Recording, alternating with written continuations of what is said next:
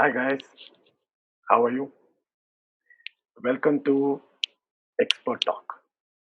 In this, what we try to bring is we are trying to bring the experts in various industries, the people sitting right on the decision making chair, and in turn try to get some kind of a feeler from them how the industry is moving and how it is easy or is it difficult for a new startup to come into the industry.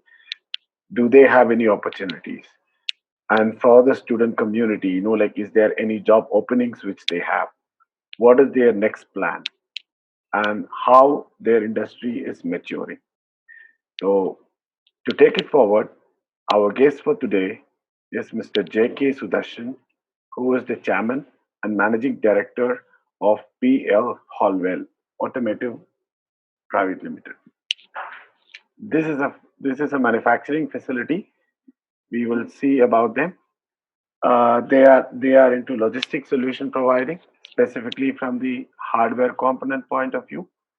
They are into manufacturing of trailers.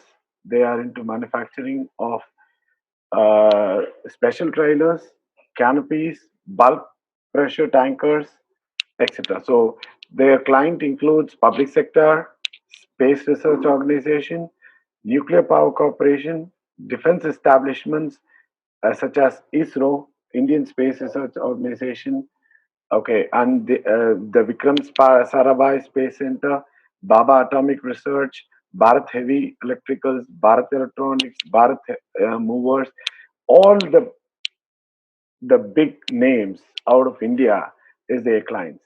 They also work for Ashok Leyland, Larsen and Toubro, and many other companies. So I'm sure his presence in our channel is going to be an extremely useful addition, and it will be very, very informative. Let's welcome J.K. Sudarshan, Chairman, Managing Director, PL Haulwel. Let's go for the interview.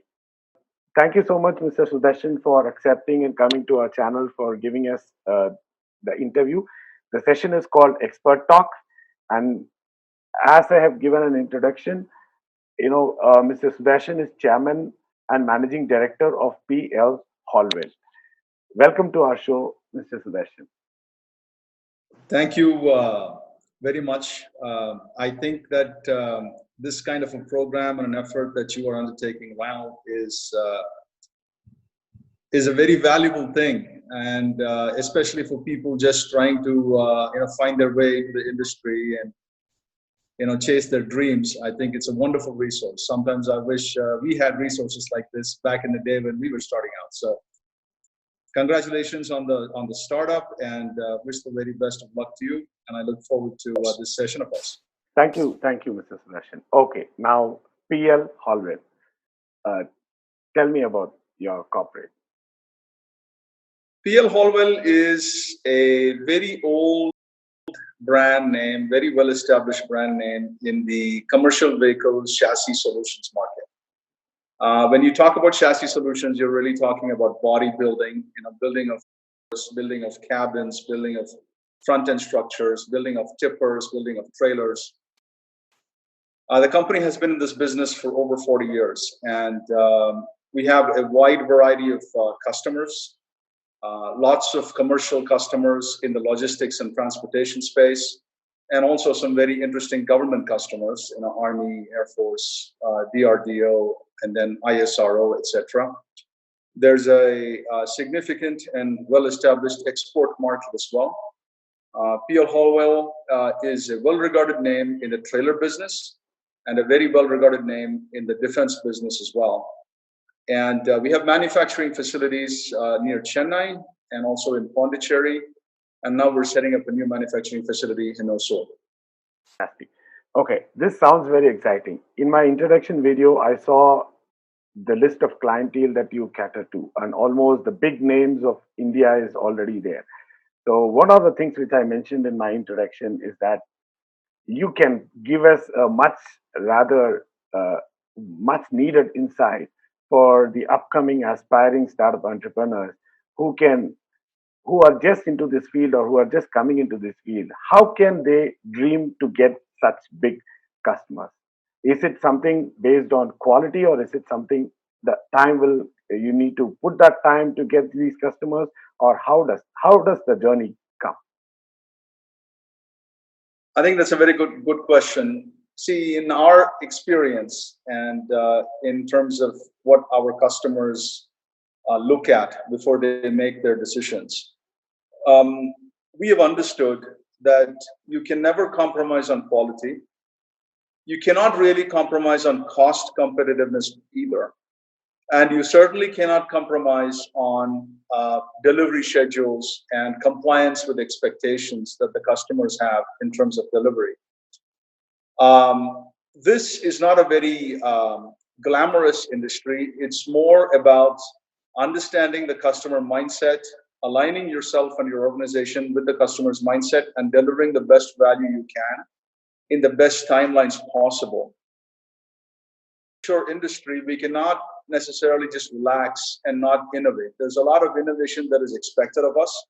There's a lot of innovation that is essential in order to just sustain your incumbent position. So a lot of our efforts are in the realm of research and development, new technologies in manufacturing, but also new product design.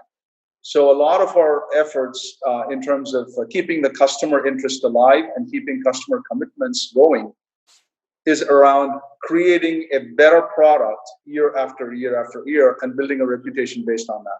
So it is a long-term focus. There's no short fix or a quick ready formula for success. It does take time, it does take commitment, and it does take a lot of stamina and resilience. Sounds very deep. Like I can understand the kind of words which are coming out of experience. My question will probably remain in the same question.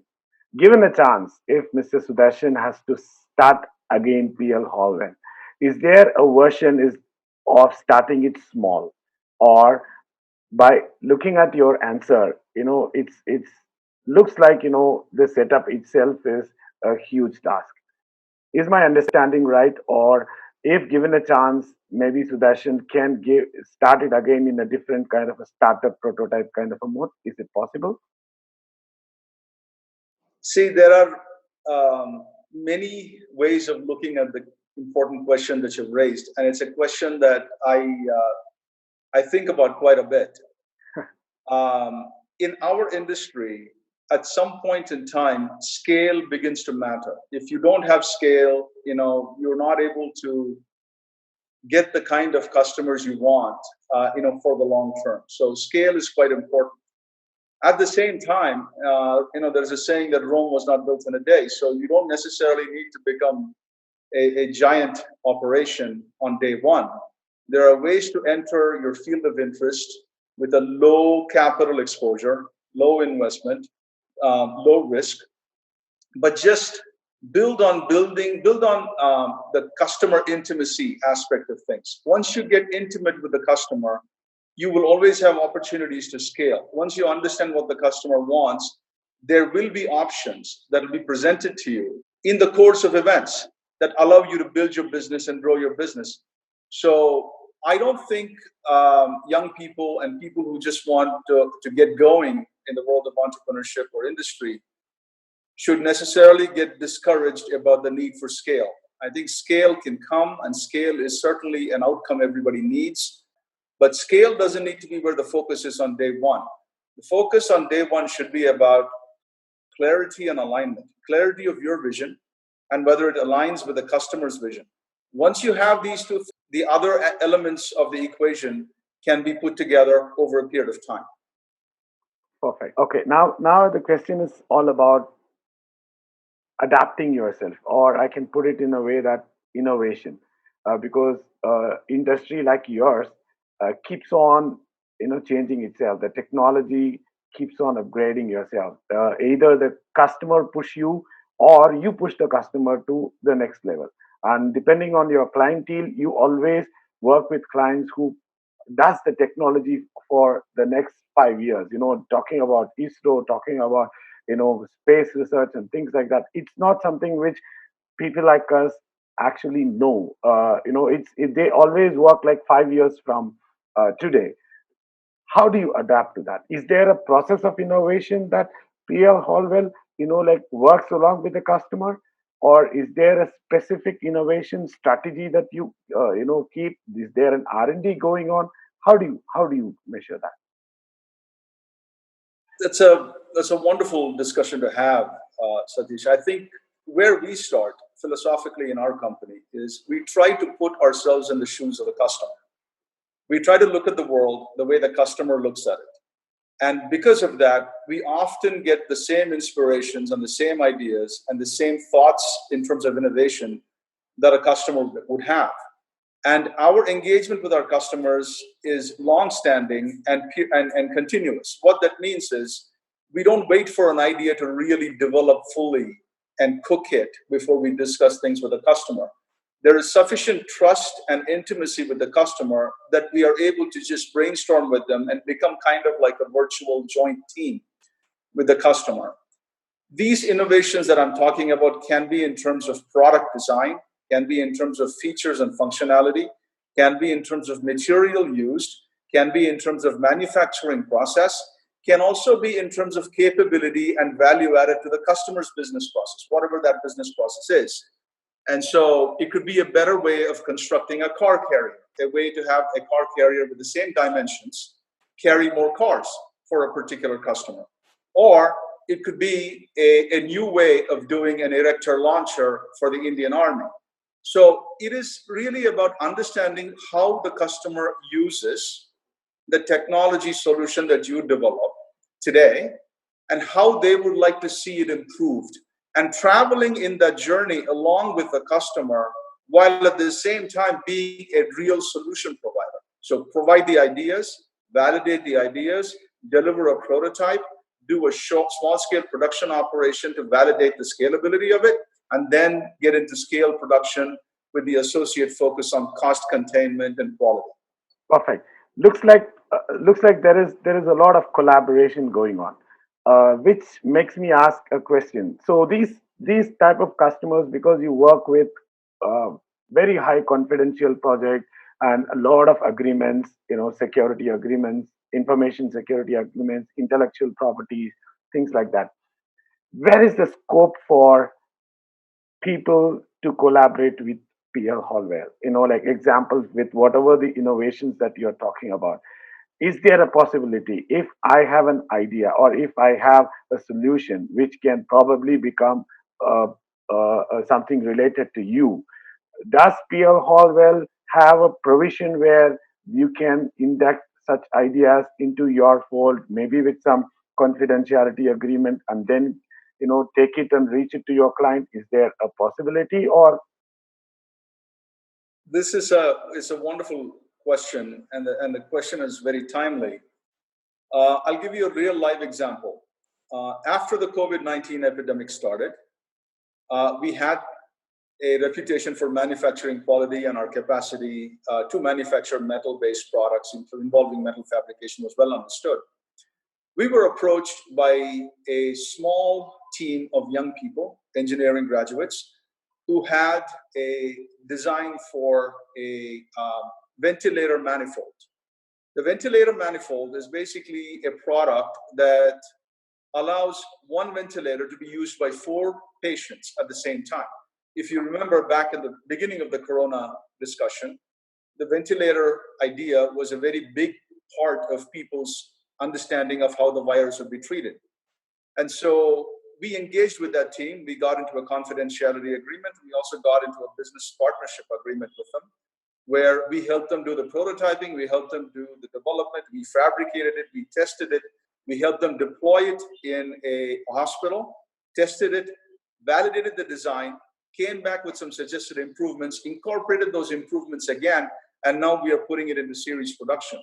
We're always looking for ideas. We're always looking for good people with good ideas that we can partner with, that either help us reach the same customers we always have served and do a better job of serving them, or reach entirely new types of customers that we've not really looked at. For example, this ventilator idea allowed us to get inside a hospital for the first time. Usually we'll have trucks going into the hospital and delivering things, but to get into the building and to help touch the patients' lives, So that is actually a new experience for us, and we always are open to these kinds of things. That's a very interesting. I hope the viewers of this program is very excited. There is a very large student community which is actually watching this program. So one thing for them, PL Hallwell invites ideas, and if you have something which is groundbreaking, and if you can prove it, you can jump on it. So I will discuss with Mr. Sudarshan and get a link or email ID how you can reach them, and I will post it in this video. Okay, going forward, Mr. Sudarshan, we have been talking much about the indigenous market right now. Okay, let's go one step forward and like speak about. I know specifically you have wide experience all across the world, so I want to get some knowledge of yours, your global exposure to my audience. How is Southeast Asia? Specifically, you have a good connect with Hong Kong. How is the market now, and what's happening because of this COVID-19? See, I am actually very bullish on Southeast Asia, and we have personal, I have personal experience, and our company has projects involving customers who are in Malaysia, Indonesia, Vietnam, Laos, Cambodia. And we also have close relationships with people in our industry in China as well. And I'm very bullish on that part of the world because that part of the world is fairly resilient. They can take a big hit and spring back really fast. If you recall, some of the viewers of this video may be too young, but in 1997 there was the Asian flu, which was a very big thing, which really destroyed and devastated markets in that part of the world. But within a period of 18, 20 months, the markets were back, in full force. So I'm bullish on those markets. We have existing customer relationships and business partnerships with companies in those countries. But we're at the same time, we are always looking for new partners as well. And in the long run, we anticipate a significant portion of our business in the export market coming from that part of the world. Perfect. And what kind of if you're talking about the extension of partnership, what kind of a partnership that you would be looking for? Is it going to be strategic level, or is it going to be somebody feels on, or is it going to be something specifically on a technical handshake, something like that? See, it's a complex question, and I'll answer all the different facets of it I can think of. There are two types of partnerships we engage in with overseas customers. One is more of a sales and service model where they take our product, they deliver it to the local market, and they serve as our representatives in that market and deliver after sales service, training, spare parts, etc. So that's one model. The second model is we partner in a very deep and comprehensive way with local manufacturers in those industries and manufacturers in those countries, and we become a part of their supply chain. So we actually take existing product lines that they have and existing manufacturing operations that they have, and we transfer that to India, where we apply our own processes to it and our own supply chain to it, and we are able to deliver the same value for them, maybe in a lower cost structure. So these two models sometimes intersect and sometimes operate independently, but these are the two models we bring to the table when we go most overseas markets. But certainly in Southeast Asia, this approach seems to work. How far is your judgment on global exposure? Like, do you think that the aspiring startup people are putting enough effort to understand the global technologies or standardization or something to do with, like, you have so much of experience globally, so that will help you in many ways. Wherever there is a problem, probably a solution may not be in India, but it may be somewhere else, but you will be able to connect it as early as possible. Okay, this is something which you would have gathered over a period of time, and you are now looking at the next generation of entrepreneurs. Are you seeing that they are putting enough time and effort to make sure that understanding of global phenomena is useful to them? Do you see the trend? That's a fascinating topic, Satish. Actually, what I sense, because I speak to a lot of young people in recruiting and campus type environments, I sense that they are more global from the get go than the previous generations are, mainly because they are digital natives. They grew up with all the different social media platforms we can imagine. And social media, by definition, is global. Um, there is greater exposure in general to global trends in fashion, global trends in culture, global trends in terms of achievement and technology. And there's more intimacy that they feel emotionally with global figures than people of previous generations used to feel. So I think in some ways the current generation is better equipped for global business and better equipped for realizing global opportunities. However, there is a distance to be traveled between mental conception and physical implementation. And the physical implementation will only happen when there is a concerted program and effort to chase overseas opportunities that may involve close relationships with people who live in those countries and perhaps visits to their countries and those people visiting you in your country and so forth. But where there's a will, there's a way.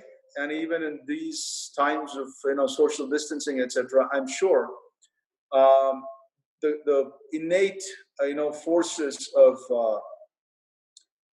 business dynamics and global momentum, business momentum, will actually bear fruit. And I think in some ways that the next generations of business people and innovators will be more global than the previous generation, not less. And that will happen as a matter of course, naturally. Okay. You actually took me into my next session. The academia, your interaction with the academia. Like colleges, students. What kind of an engagement, Pierre Holwell, or you personally do? I know that you personally also interact and give guidance to students. So generally, give some idea about you as a person interacting with the academia world and Pierre Holwell as a corporate. See, I think that that's a good dichotomy to discuss because our focus in terms of recruiting is less in the college graduate or engineering graduate field than it is in the ITI and diploma field.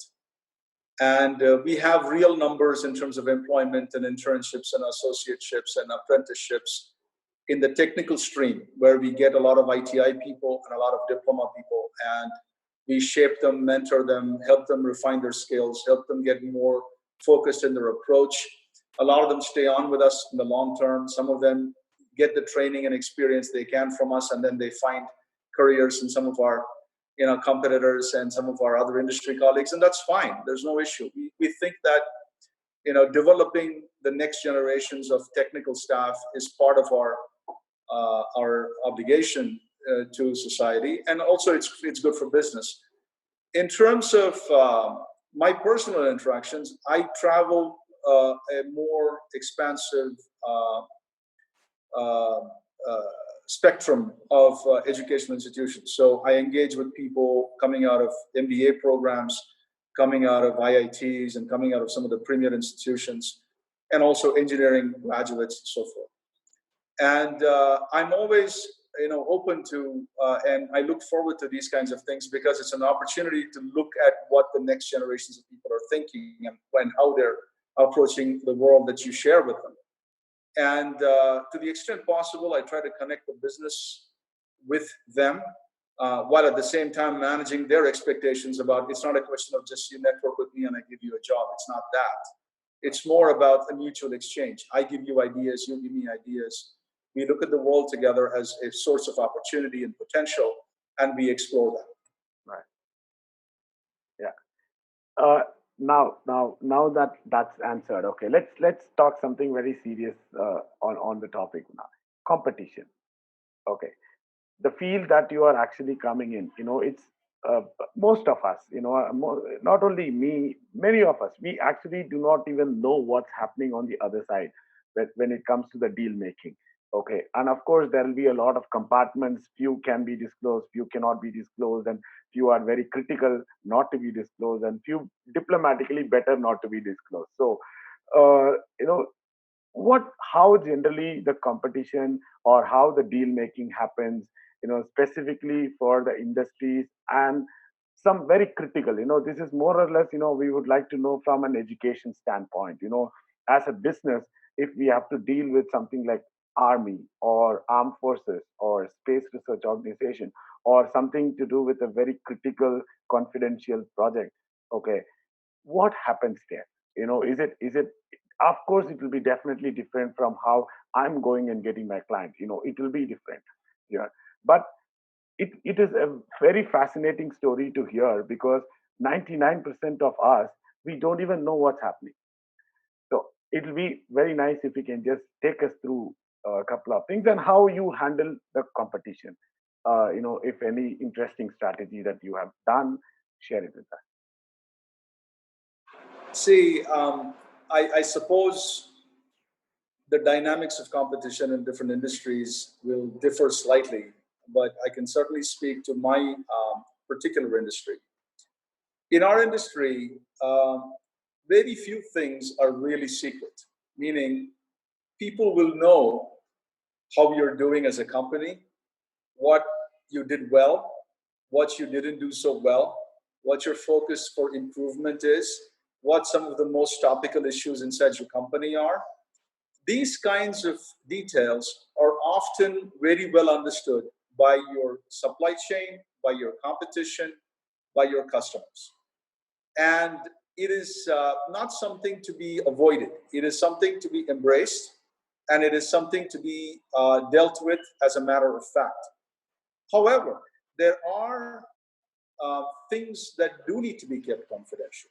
Your specific design, your specific manufacturing process, your specific cost structure, your specific training methodologies, the way you deliver the product or service to a particular customer at a particular time at a particular location. So these kinds of things have to be kept secret. So information security is something that we train our staff on, especially because we have sensitive government customers who have their own stringent standards for information security. And with them, though, you are expected to provide full transparency about your internal process, how you keep their information secure. Because understand that they have the ability, and often they do audit you from a security perspective. So our companies get security audited, they get audited for information security process, they get audited for training. And so we have to be compliant with the standards stipulated by the customer. But in terms of how we compete with our competition, that is more in our hands, right? So it's a bit like, the difference in formula between Coca-Cola and Pepsi. They do taste different, they look the same, and they're packaged the same. But Coca-Cola knows how to make Coca-Cola, Pepsi knows how to make Pepsi. And that secret sauce is ours, and we hold on to it. That is part of our DNA. It's part of our heritage. It's part of our future. And it's a very key part of how we look at ourselves. How are we unique? How are we differentiated? What makes us special? Why would the customer choose us over somebody else? Things of that nature. Okay, that actually takes me to another question, which is something related to industry which I represent also. Why companies like PL Hallwell or companies in this industry?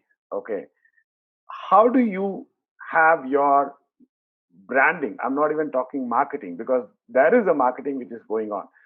Why does uh, you know you go very slow when it comes to your branding strategy? Like, there is, the minute you talk about Coca-Cola and Pepsi, I can understand it is a consumer based product, so mass customers and volumes and things like that. But still, every company has a brand. As a peer hallware, uh, what is the branding strategy that you actually use? And this is specific to your corporate, and I want to know little knowledge about your industry also. Why does the industry feel little hesitant to spend on branding? Is it something to do with any of the clients ask, saying that I don't want you to be famous or something like that? Or is it more or less like, let us be subtle so that, like plus or minus will be, like under the radar itself? What goes on in a chairman's mind when it comes to branding of, companies in your industry? That's a that's a good discussion to have. See, in our industry, we are certainly not mass market, and unless you're an industry specialist or an industry geek, you wouldn't know that we exist. So one of the ways that I keep myself amused when I'm driving on the highway is I look on the backside near the axle of every trailer to see if it's my trailer or my competitor's trailer. By the shape of it, I can figure out who it is, right? And the way it looks. But we're not a mass market brand, and we probably will never be a mass market brand.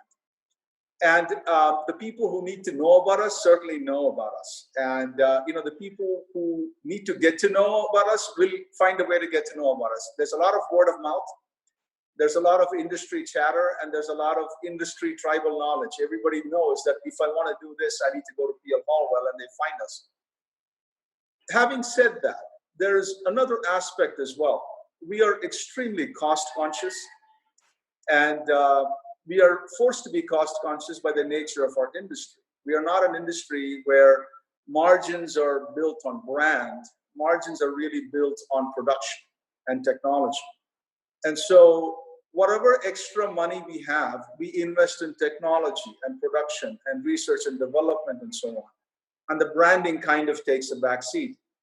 I suspect that you will not see this change because all my colleagues, who work for our competitors, have the same mindset. They also don't spend a lot of time and money investing in branding. In fact, I've spoken to a couple of my senior competitors socially, and they do the same thing I do. When they drive, they look for who's made that trailer in front of me, or in front of me. But they won't spend on advertising, right? That's not their. Okay, okay, fantastic, fantastic. Uh, I would like to know what are all your next exciting projects on the line? Is there any specific things, of course, which you can publicly announce or probably discuss on? Is there an emerging technology collaboration project that you are working on, or if something is open, you can just let us let in the channel know so that people can come and participate along with you.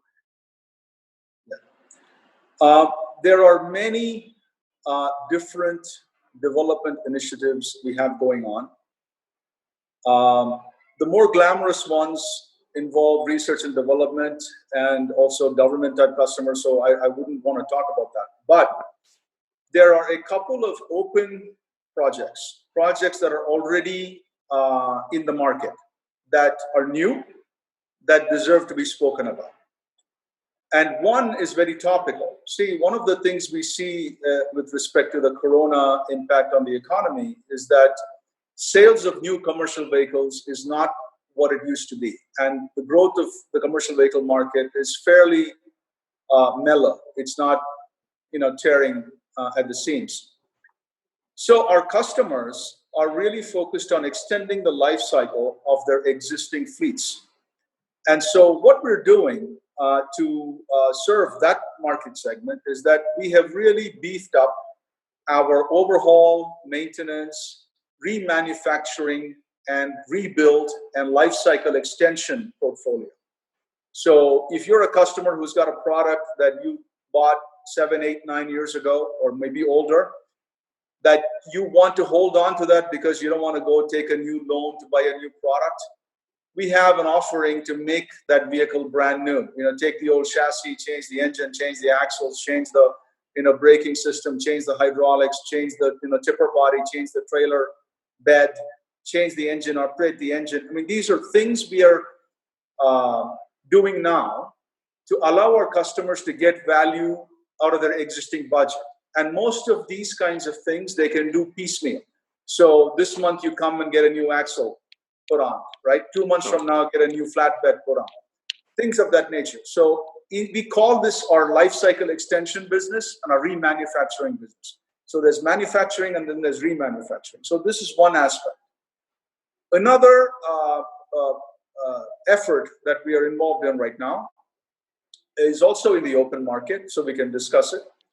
We have launched a design business. What design means is that we develop the solution, we create the intellectual property, we validate the product that is going to be built on that design by doing small scale production and prototyping and quality assurance and testing and homologation. But we sell you the design and you become the manufacturer. So this is really a very niche market, but the customers are fairly big. These are very big original equipment manufacturers who decide to use us as their outsourced design studio or outsourced design house. Okay. This is again something we are investing a lot in. The interesting thing about this part of the business is that it is not manufacturing as much as it is almost like an intellectual property business. Yeah. So there's more computer investment, more software, different demographic of people involved in it. So this is not a business where you have, my colleagues who are from ITIs, etc. Here you have my colleagues who actually have master's degrees in engineering and who have experience doing design. So it's a new direction for the company, and this business has been live and has been launched for about 2 quarters now. So it's almost as old as 2020. So we launched it in January 1st or January 2nd, and it's 6 months old. So the two businesses that are new for us are the remanufacturing business and the design business. Is there a name that you have given for the design business, or is it part of Paul, your own corporate brand name? It's called PL Haulwel Design Services. Okay. All right. PLHDS, and it's a division of PL Haulwel. It's not a separate company. Okay. Fantastic. Thank you so much. I think it was a lovely discussion, and it's been wonderful. Every time I speak with you, it's wonderful experience. Any closing remarks, Sudharsan? Sathish, thank you for this initiative. This is the kind of initiative where a creative person with the resources that are available to them, create something out of great value without too much, invested or too much at risk. I think this series that you're doing is wonderful, and I hope the viewers, get the benefit out of it that you intend. I certainly found it an engaging and pleasurable discussion. Thank you for having me, and wish you all the best, and wish the very best to your viewers.